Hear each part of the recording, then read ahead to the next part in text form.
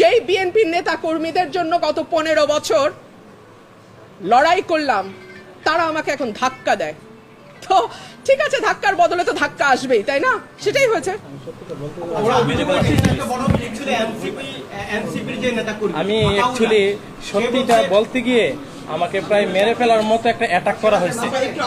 আর যদি উনি না থাকতেন কিংবা আমার ভাই শুভ না থাকতেন, তাহলে হয়তো বা ওনারা আমাকে মেরে ফেলতেন, এরকম একটা অবস্থা হয়েছে। আপনারা তো সবকিছু দেখছেনই, অথচ আমার দোষ ছিল, আমি সত্যিটা বলতে গেছি। নির্বাচনের আগে একটা সীমানা নিয়ে যদি এইরকম আচরণ আমরা দেখি নিজের দলের মধ্যে,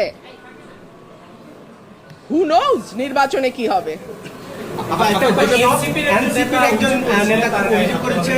আপনি তাকে ধাক্কা দিয়েছেন, সেকেন্ড টাইম পরে পেছনে ভিডিওতে দেখা গেছে যে আপনি দাঁড়িয়ে আছেন, পেছনে কয়েকজন তাকে মারধর করতেছে এবং সে অভিযোগ করছে যে আপনার যারা গুন্ডাপান্ডা আছে তারা।